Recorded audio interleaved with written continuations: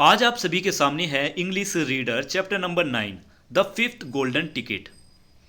तो चलिए इस चैप्टर को शुरू करते हैं। लेकिन चैप्टर की स्टार्टिंग में एक छोटा सा इंट्रोडक्शन भी दिया गया है जिसमें लिखा हुआ है कि एक 11 साल का लड़का जिसका नाम है चार्ली बकेट एक गोल्डन टिकट जीतना चाहता है।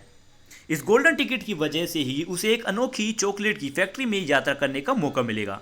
इस फैक्ट्री के मालिक है विली विली वोंका। सिर्फ 5 ही खुशकिस्मत बच्चों को इस फैक्ट्री में घूमने का मौका मिलेगा। और आखिर वो कौन होगा जो नहीं चाहेगा कि उसे इस चॉकलेट की फैक्ट्री में यात्रा करने का मौका मिले।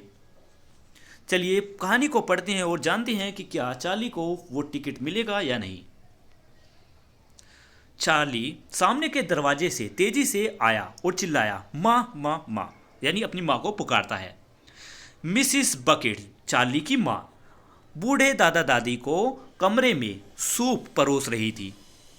चार्ली फिर तेजी से तूफान की तरह अपनी माँ के पास आया और चिल्लाया, माँ देखो मुझे क्या मिला है, आखिरी गोल्डन टिकट, ये मेरा है। मैंने 2 चॉकलेट खरीदी थी और उनमें से दूसरी वाली में ये गोल्डन टिकट मिला। मेरे आसपास लोगों की भीड़ इकट्ठा हो गई, सभी लोग इसको देखना चाहते थे। मैं दौड़कर अपने घर आया हूँ और देखो अब ये मेरे पास है। ये आखिरी गोल्डन टिकट है मदर, और मैंने आज इसको पा लिया है। लेकिन मिसिस बकेट, उसकी माँ, बस ऐसे ही खड़ी रही और उसको देखती रही, जबकि चारों दादा दादी जिन्होंने जो सूप पी रहे थे उन्होंने अपनी चम्मच को एक खटखड़ाहट के साथ गिरा दिया और तकिए के साथ जमे रहे। करीबन 10 सेकंड के बीच कोई भी आवाज़ नहीं हुई। रूम में बिल्कुल सन्नाटा था। किसी ने भी बोलने की या हिलने की हिम्मत नहीं करी। फिर एक जादुई पल हुआ। बड़े ही धीमी आवाज़ में प्यार से ग्रैंडपा जो ने कहा, तुम हमारा साथ मजाक कर रहे हो ना चार्ली? ये किस तरीके का मजाक है? मुझे लगता है कि तुम छोटा मोटा मजाक कर रहे हो हमारे साथ। लेकिन चार्ली फिर बोला, मैं मजाक नहीं कर रहा।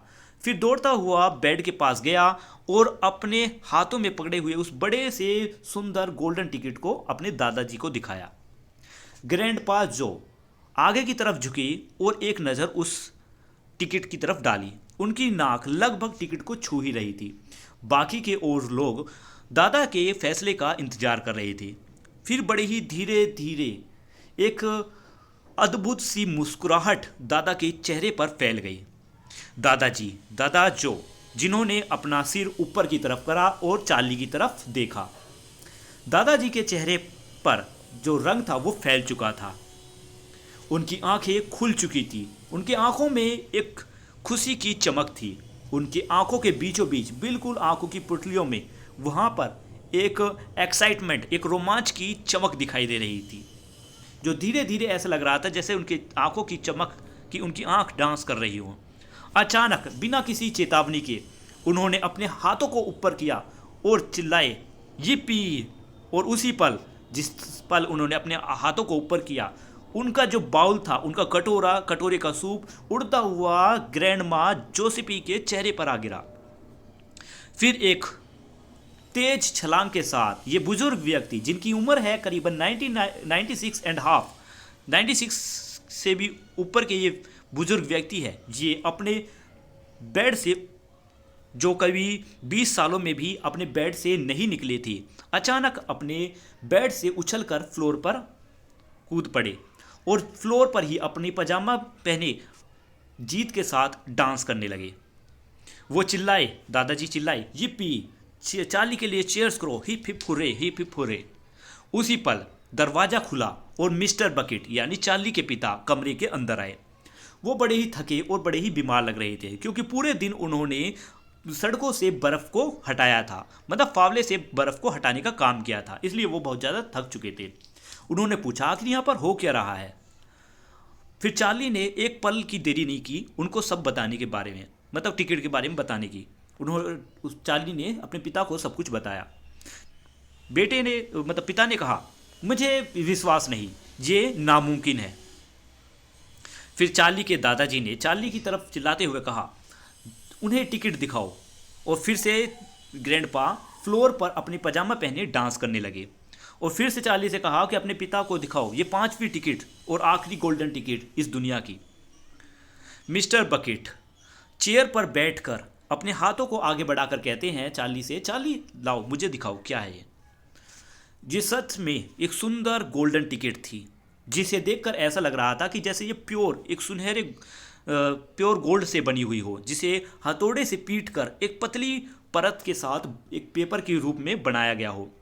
इसकी एक तरफ कुछ प्रिंटेड था, कुछ लेटर्स लिखे हुए थे, बड़ी ही चालाकी से जैक ब्लैक लेटर से कुछ लिखा हुआ था, और इसको खुद इन्वेंट किया था मिस्टर वोंका ने, यानी फैक्ट्री के मालिक ने। ग्रैंडपा जो दोबारा से अपने बेड पर आखिरकार बैठ जाते हैं और कहती हैं, चलो तेजी से जोर से इसको पढ़ो, क्या लिखा है इसमें। मिस्टर बकेट जिन्होंने अपने हाथों में गोल्डन टिकट को ली हुई थी और उस पर नज़र रखे हुए थे, उनके हाथ हल्के हल्के कांप रहे थे। ऐसा लग रहा था जैसे कि अब उनकी जो थकावट है वो तो मिट चुकी है, लेकिन पढ़ने से पहले उन्होंने कई बार गहरी सांस ली, अपने गले को साफ किया और कहा, ठीक है मैं अब इसको पढ़ने जा रहा हूँ, देखो इसमें क्या लिखा हुआ है। अब देखिए हम पढ़ेंगे कि आखिर उस गोल्डन टिकट में क्या लिखा हुआ था। इसमें लिखा हुआ था, शुभकामनाएं आपके लिए। जिस खुशनसीब इंसान ने इस गोल्डन टिकट को पाया है, मिस्टर विली वोंका की तरफ से उसके लिए शुभकामनाएं। मैं बड़े ही गर्मजोशी से आपके साथ हाथ मिलाता हूँ, मतलब आपकी तरफ हाथ हिलाता हूँ, और ऐसी बहुत सी अद्भुत चीज़ें हैं जो आपका इंतज़ार कर रही हैं, बहुत से सरप्राइज़ आपका इंतज़ार कर रही हैं फैक्ट्री में। और मैं अभी आपको इनवाइट करता हूँ कि आप मेरी फैक्ट्री में आओ, एक दिन के लिए मेरे मेहमान बनो। आप और बाकी सभी लोग जिन्होंने भी इस गोल्डन टिकट को पाया है, मैं विली वोंका अपनी फैक्ट्री में आपको घुमाने के लिए आपको आमंत्रित करता हूँ, आपको इनवाइट करता हूँ। आपको वो सभी चीज़ दिखाऊंगा यहाँ पर जो आपके देखने लायक है, और उसके बाद जब आपके यहाँ से जाने का समय होगा तो आपके साथ साथ ट्रक्स जाएंगे आपके जुलूस में, और मैं वादा करता हूँ कि इन ट्रक्स में पूरा अच्छे से स्वादिष्ट चीज़ें भरी हुई होंगी ऊपर तक, जो आपके लिए पूरे साल के लिए आपके घर का खर्चा करेंगी, मतलब घर के खर्चे के लिए आपके साल भर का सामान इस ट्रक्स में भरा हुआ होगा। और अगर इनमें से कोई कुछ भी चीज़ अगर ख़त्म हो जाती है तो आप फिर से यहाँ फैक्ट्री में आ सकते हो इस गोल्डन टिकट को दिखाना, और मैं बड़ी खुशी के साथ आपकी सभी अलमारियों को उन स्वादिष्ट चीज़ों से भर दूंगा। और इस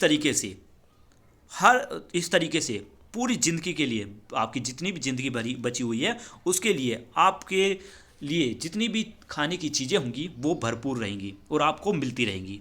पर इसका मतलब ये नहीं कि जिस दिन आप आओगे उस दिन यही सबसे रोमांचक चीज़ होगा।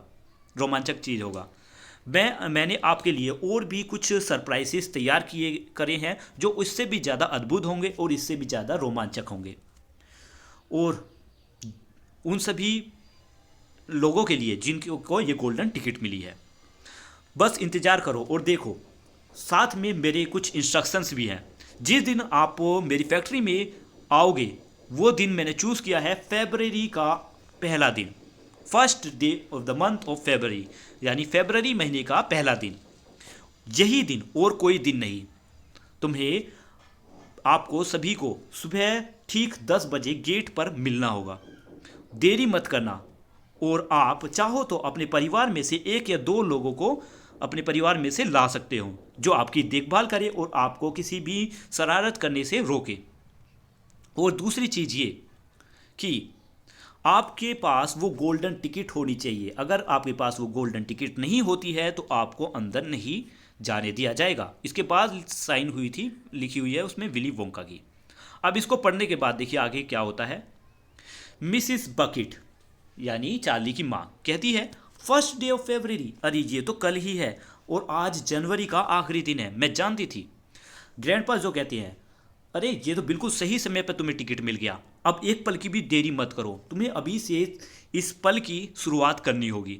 इसके लिए अपना चेहरा धो, अपने बालों को साफ करो, अपने हाथों को धो, अपने टीथ को ब्रश करो, अपनी नाक साफ करो, नेल्स को कट करो, जूतों को पॉलिश करो, शर्ट को आयरन करो, और भगवान के लिए जो तुम्हारे पैंट पर ये कीचड़ लगी हुई है इसको साफ करो। मेरे बच्चे, तुम्हें अभी से इसके लिए तैयार होना होगा, और ये जो दिन है ये तुम्हारे जीवन का सबसे बड़ा दिन है, इसके लिए तुम्हें तैयार हो जाना चाहिए। इस पर मिसिस बकेट कहती है, ग्रैंडपा इतने ज़्यादा एक्साइटेड मत हो, इतने ज़्यादा ओवर एक्साइटेड मत हो, सॉरी, इतने ज़्यादा ओवर एक्साइटेड मत हो, और चार्ली, बेचारे चार्ली को परेशान भी मत करो। आपको शांत रहना होगा, सॉरी, हम सभी को शांत रहना होगा।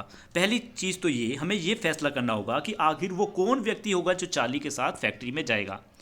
तभी ग्रैंडपा जो अपने बेड से एक बार फिर छलांग लगाकर नीचे आते हैं और कहते हैं कि मैं जाऊंगा, मैं चार्ली के साथ जाऊंगा, मैं इसका ध्यान रखूंगा, आप मतलब मेरे भरोसे चार्ली को छोड़ दीजिए, मैं चार्ली के साथ जाऊंगा। इसके बाद मिसिस बकेट मुस्कुराहट के साथ दादाजी की तरफ देखती है और फिर अपना चेहरा मोड़ते हुए अपने हस्बैंड की तरफ आती है और हस्बैंड से पूछती है कि आपका क्या डियर, क्या आप नहीं जाना चाहोगे? तो मिस्टर बकेट कहती हैं बड़े ही प्यार से, हाँ मैं जाना तो पसंद करूँगा, मैं जाना चाहता हूँ, ये बहुत ही रोमांचक भरा सफ़र होगा।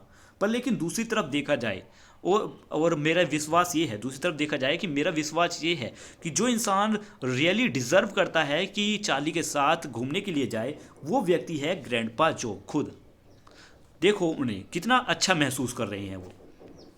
ग्रैंडपा जो भी खुश हो जाते हैं और चिल्लाते हैं yippee, और फिर चार्ली के हाथों को पकड़कर पूरे रूम में डांस करने लगते हैं। मिसिस बकेट भी हंसते हुए कहती हैं, हाँ बिल्कुल, वो बड़े ही स्वस्थ लग रहे हैं, बड़े ही अच्छे रूप में लग रहे हैं, स्वस्थ है। हाँ, ग्रैंडपा जो को उन्हीं के साथ जाना चाहिए, चार्ली के साथ। मैं भी खुद जाना चाहती थी, पर लेकिन मेरा जाना सही नहीं होगा, क्योंकि पूरे दिन के लिए बाकी 3 बुजुर्गों को अकेले बेड पर छोड़ देना सही नहीं है, इसलिए मैं भी नहीं जाऊंगी। उसी पल एक तेज खटखटाहट दरवाजे पर हुई। मिसिस बकेट दरवाजे को खोलने के लिए गई। उसी पल देखा कि न्यूज़पेपर और फोटोग्राफर की बहुत सी भीड़ घर के चारों तरफ जमा हो गई। घर पर उनकी घर के चारों तरफ जमा हो गई। वो उन सभी न्यूज़ रिपोर्टर्स को और फोटोग्राफर्स को 5वीं गोल्ड टिकट के फाइंडर यानी चार्ली के बारे में पता चल गया था, और वो सभी अब पूरी कहानी अपनी न्यूज़पेपर में छापना चाहते थे। और अब मिस्टर बकेट को उन सभी न्यूज़पेपर मैन और फोटोग्राफर्स से छुटकारा पाने में करीबन आधी रात लग गई, और आधी रात ख़त्म होने पर उनसे छुटकारा मिला, और फिर उनके जाने के बाद आखिरकार चार्ली सोने के लिए बेड पर जा पाया। और ये कहानी यहीं पर ख़त्म हुई। मिलते हैं नेक्स्ट वीडियो में।